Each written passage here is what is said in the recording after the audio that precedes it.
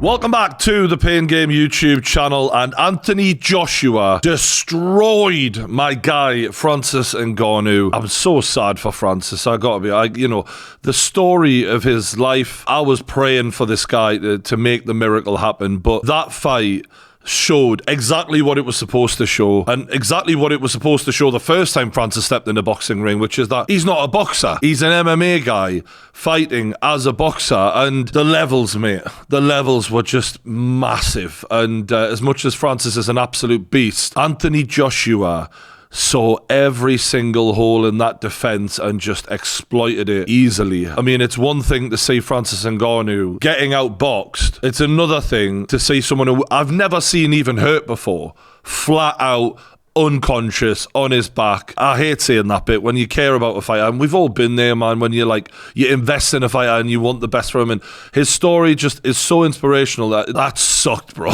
It was fucking, I was gutted for him, man. But I'm happy for AJ. Losing to Ngannou for AJ would have been a disaster, and he had so much more riding on this, and yet still, I gotta commend how calm he was. He was the cold killer in there.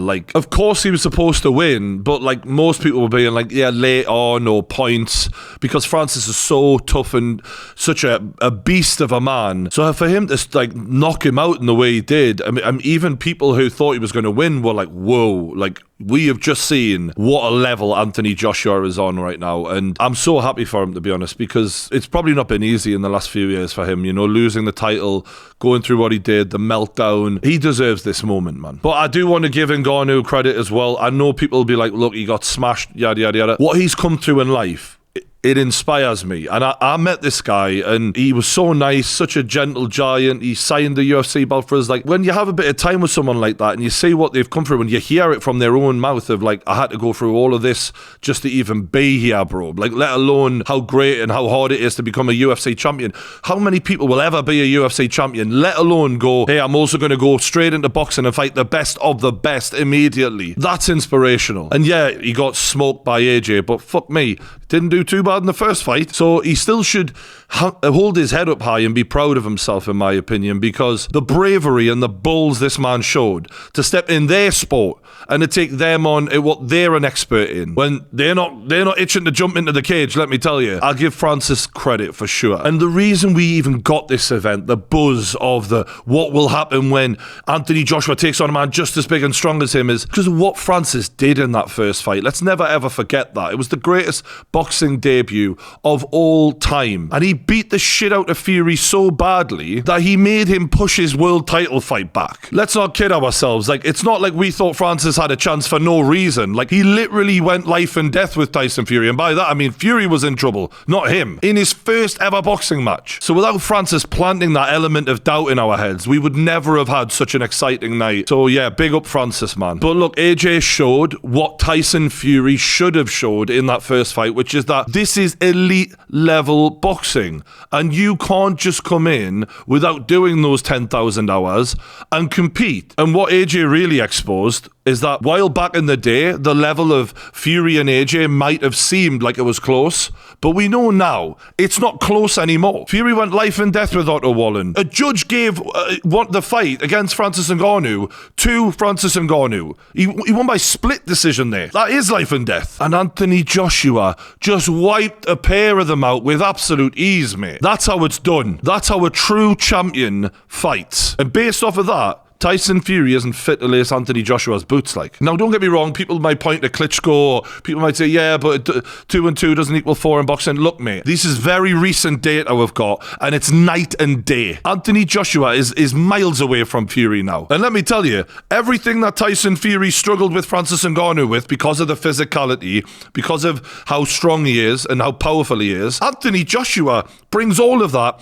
plus technique, plus speed, plus experience. Anthony Joshua looks like the worst possible style matchup for Tyson Fury. Oh, and it makes me really want to watch it. I really wish we could just fuck Usyk right off right now and stick them in there together, because I think AJ goes through Fury like a hot knife through butter. And the funniest bit is AJ went through Ngannou like that, but this version of Ngannou, and I know this because I've been talking to the people behind the scenes, this version of Ngannou was better than the one that Tyson Fury fought. Technically, in every way, he was fitter, stronger, faster. Everything was better for this fight. More experience, then gone 10 rounds. And look, maybe the confidence of Ngannou in feeling like he had to go at AJ and put it on him a bit, it exposed openings. And look, AJ took advantage of those. But do we not think in 10 rounds Fury had the time to fucking do that? And people who are going to say, oh, it's because, AJ had the footage to work off of, therefore, mate, the gulf in class between AJ and Ngannou was massive. Even if AJ had went in there blind, he would have figured it out within a few rounds and he would have got him out of there, because the gulf is insane. And Fury's performance on that night actually pulled the wool over my eyes, because I honestly thought, genuinely, that the Fury and AJ gap was close. It's not. It's nowhere fucking near, in fact. Which is why he wanted to fight Derek Chisora and Francis Ngannou and people who shouldn't be a threat. He fucking probably knows deep down, which I think is why he's acting so angrily and aggressively. He's not talking like someone who's self-assured, cool and calm. He's up against it. And he's about to be found out. And when you aren't fighting the best, a Francis Ngannou might give you some trouble, because you're not even used to someone even trying to win half the time. Even Wilder, if we're being honest, was a very protected fighter who was a one-trick pony, and he had life and death with him. AJ's resume now, it's not even, I don't even compare it to Fury. AJ going and doing 24 rounds with Alexander Usyk, it's got him razor sharp. You can see that. As soon as Ngannou goes southpaw, he's like, you ain't going to show me shit, mate. I've been in there with the best southpaw in the world for 24 rounds.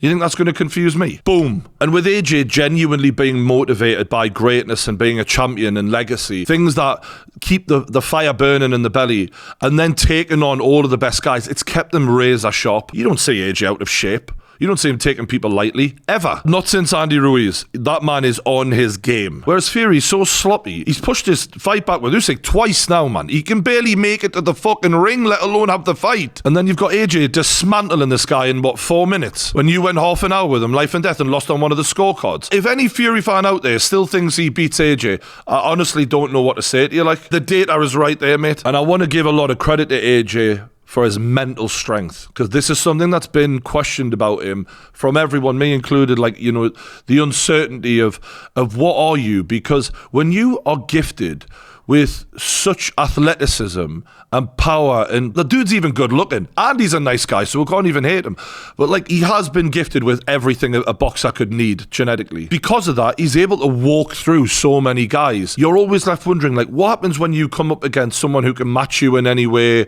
or when things get tough, especially after the Andy Ruiz fight, can you come back? And he took a lot of shit, right? He threw the belts out the ring, which in retrospect, come on. How much criticism did he deserve? Yeah, he had a bad moment. Do you know how hard it must have been to be him? Growing up in this situation where you're the most richest, famous young athlete in the world. There's all these hangers on, I'm sure, backslappers. You got to keep it together. We're seeing how hard that can be. Ryan Garcia right now is living proof. It's fucking hard to go through all of that. And it's very hard when you have a public setback and you've got to rebuild. But he has done. And he has shown that mental strength. And he's come through all of these tests now. And for me, Ngannou, despite not being a great boxer, as a physical athlete, as an imposing figure, as a threatening man, it was a fucking gut check. You fucking ready for this? Because obviously now we know that the gulf in class is massive, and the Fury fight was a bit of a mirage, right? But AJ couldn't have been certain of that going in, especially not the way we were all looking at Ngannou like this fucking Terminator, but he was so calm in there. The guy has proven that he's a worthy champion, and I've always thought he was a true champion. I've said that even when he lost the belts. I said, you'll hear it on the quote, he is a true champion, but he's more than that now. Do you know what I mean? Because as fans of boxing, we love a success story, but you know what we love even more? A comeback. And that's where you really find out what people are made of, because yeah, you've got the big muscles, you're the most gifted physical specimen, you're fast as fuck, it's an insane level of athleticism he's got, but up here, after we've wondered, what are you like when you have to come back? Well, he's proven it. Rock solid, man. You've done it. You've proved it. What, you lost to fucking Alexander Usyk, one of the greatest boxers of all time, in my opinion. AJ's number 2 of this generation now. Right now. And look, you could argue he shouldn't have taken the Usyk rematch when he did, because he went in and made the same mistakes again with the same tactics, trying to outbox him. He's now found out who he really is, which is a fucking boxer puncher. Yeah, he can box a bit, but he's a fucking hard-hitting bastard. And when you come into range, as Otto Wallen found out, as Francis Ngannou found out, he is a wrecking machine. And I think with Ben Davison behind, getting him to be who he is, it's bringing out the absolute best in him. And against Wallen, as an Ngannou fan, I was hoping, was that a bit of a, all right, yeah, you got him out there, but you were comfortable, you were calm, you knew what you were in there with. You'd sparred him how many times? You'd beaten him up 20 times? That doesn't really prove anything. Where's the uncertainty when you get in there with an Ngannou? A real big power puncher. He was cool as a cucumber. And to be in front of Francis Ngannou, even with the skill gap being what it was, and to show that level of composure is fucking frightening. I honestly thought you'd never ever beat Usyk. But now I'm looking going, a third fight might be worth it, because what you're supposed to do when you lose a fight in the way AJ did lose that first one is go away, have these rebuild fights as he's done recently, and then come back. Unfortunately, he rematched him immediately. He shouldn't have done that in retrospect. And I admire him for doing it, because that takes courage, right? You've just been schooled by a guy and you get right back in there with him. Again, another sign of AJ's got balls, man. In the heat of the moment last night, I really learned a lot about him, and that's what I wanted from this fight. And AJ's proven he deserves what he's got. He deserves those physical attributes and those gifts because he's willing to put in the hard work so that the talent he's got is maximised. And do you know who's not willing to do that?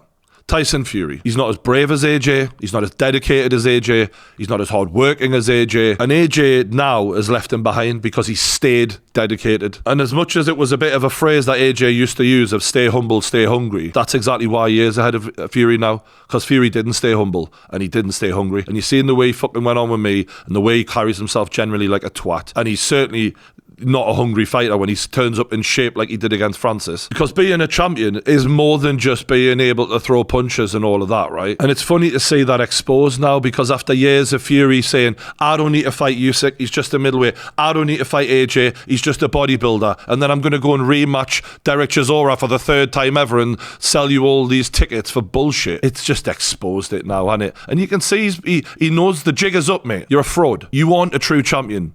And Anthony Joshua is. And when he fights the best Fury, the levels will be uncovered. Because being a champion's more than just throwing punches, right? You're an icon to us. You represent your fans. You have the opportunity to inspire millions by taking on challenges that we aren't able to do. And you owe it to your fans to do that. And AJ, I think, cares. I actually think he gives a fuck about that. I think he actually wants to set the standard and be seen as, I was a fighting man, I fought everyone, I defended my title, and I fought all the best guys. Fury doesn't give a fuck about that. And last night showed the difference of what the results are when that's your attitude. And I think also AJ did that for boxing last night, right? There's a lot of MMA versus boxing and all of that. And after Francis did what he did with Fury, I think, me included, MMA fans were like, fuck me. Maybe at the heavyweight level, the skill gap isn't as big. No, it is actually. Just Fury's just shit. At this point, Fury must be shit, right? Because it was a day one boxer and you went hell for fucking leather with him. And AJ is just totally restored. No. This is fucking heavyweight boxing, bro. This is where the big dogs play.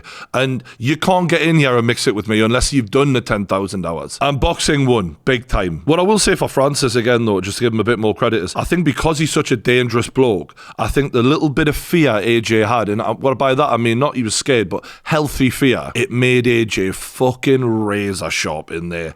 And what that says is AJ's now in a place in his mind where the biggest tests bring out the best in him. That's why I think Usyk now, with AJ really seeming to be in the best place mentally, may be slightly different, especially with Ben Davison working with him. I'd still bet money on Usyk, I can't lie. Usyk for me is number one and I love the guy. But I just got to give AJ credit, man. You've made major progress and it's starting to fucking really pay off. And I knew AJ would always be the most likely winner, but I couldn't help but root for Francis. You can't hold it against me. The guy was like a superhero, man. What he did in that first fight, what he's done in life. I'm a romantic and them sort of stories get the better of me and you vote with your heart, but this is one of the few fights where I was always going to be gutted for either guy because they're such likable dudes, man.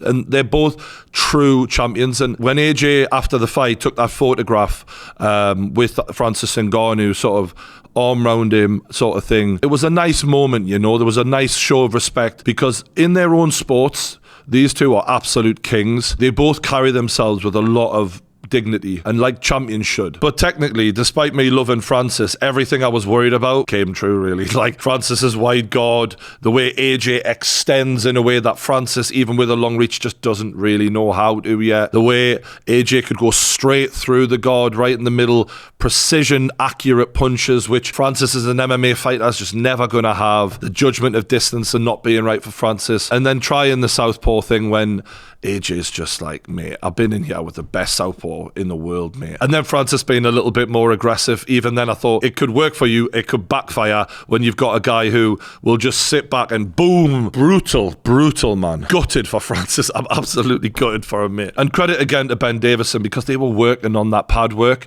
right before the fight. Exactly what they executed in the fight. And as a coach, that must feel fucking beautiful. And together, those two look like a horrendously bad combination for anyone who goes up against them. And the ironic thing was, is Tyson Fury had Ben and kind of fucked them off and went his own way. Obviously chose to go with Sugar Hill instead. And I remember Big John being like, yeah, he's not good enough for my boy.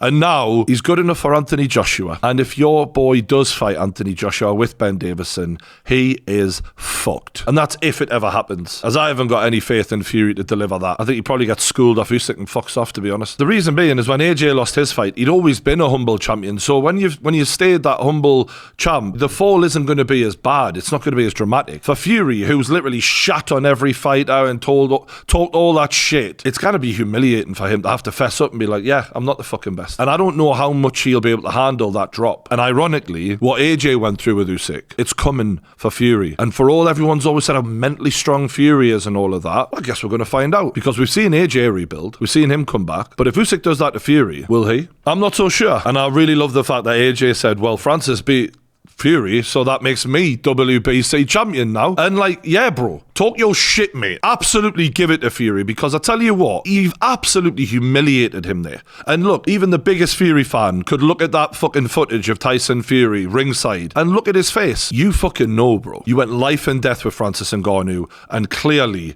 it shouldn't have even been a contest. And AJ proved it. Even if AJ had a bit of a back and forth war and eventually finished him in round 8, 9 or 10, there'd be an argument from Fury fans to be like, well, he did struggle a bit as well, and, you know, AJ does just hit harder. No. We're not having it, mate. Anthony Joshua outclassed Francis Ngannou and made him look, as big and strong as he is, like he didn't belong in the ring with him. And as hard and as shit as that feels, it's the fucking truth. And now, you know, I'll always give you the truth. And if I can say that, then you're fucking right, Tyson Fury can, no matter what shit comes out of his mouth. So I've got to say, big love to AJ. He is England's #1 boxing heavyweight for me. No doubt in my mind now. And as for Francis, you may have lost on the night, but he's fucking won in life. And I know it's that corny shit people say, but with this guy, it's fucking true. Because this man fought his way all the way to the top of the UFC and fought his way out of his contract. Something Conor McGregor can't even manage to do right now. They are grabbing a hold of him and fucking him around to try and pin him down to a long-term contract, and Francis outsmarted them. And last night he made $20 million. So that kid from Africa has gone way beyond anything he ever should have done. And he is an absolute legend. And remember, for anyone talking shit, this is his second sport. Ain't none of them getting in the cage with him. Don't get me wrong, after watching that, you think to yourself, Anthony Joshua would have made a fucking hell of an MMA fighter, because he has the all-round build for it. Actually, he could just apply himself to anything. But Fury, on the other hand, not a chance. Not a chance after the way Francis manhandled him. But in terms of Francis's long-term boxing career, for me, I'd like them to end there. It's not because I don't think he could still do all right. I think he could be fine, right? He could have some good fights. But ultimately, you went in there and you tested yourself against the very best. You won one, you lost one. Not literally, obviously, you technically lost the Fury fight, but in terms of reputationally and in terms of just what an achievement it was, you showed you are an unbelievable fighter, mate. To do that on your boxing debut, whatever happened in this fight last night, it's still the best boxing debut we've ever seen, in context. But I'd like to see him back where he belongs, where he's top dog, in the cage. Because it is unfair, him being in a boxing ring. And that's what it should have looked like the first time he fought Fury. He belongs in the cage. because he's a caged animal. He's a real dog. And look, the fairy tale was never going to happen, right? I was in a state of delusion, support my guy Francis, but it was so fun regardless. That event, just not knowing the intrigue, and even the most hard-nosed boxing fans who, obviously rooted for Anthony Joshua, believed Joshua would show the levels. There was always that element of, but what if? And that's where the excitement comes from with Francis Ngannou, because he could just fucking do whatever. You don't know what he's capable of. But obviously, the skills pay the bills. It did prove to be the way it was supposed to be in the end. The boxer wins the boxing match. But it was fucking fun while it lasted. I absolutely loved it. And I hope you loved the content I made around it. I've had a really good time. I'm really into the Pain Game right now. So hopefully all of you lot subscribe, like the video, and I'll catch you on the next one.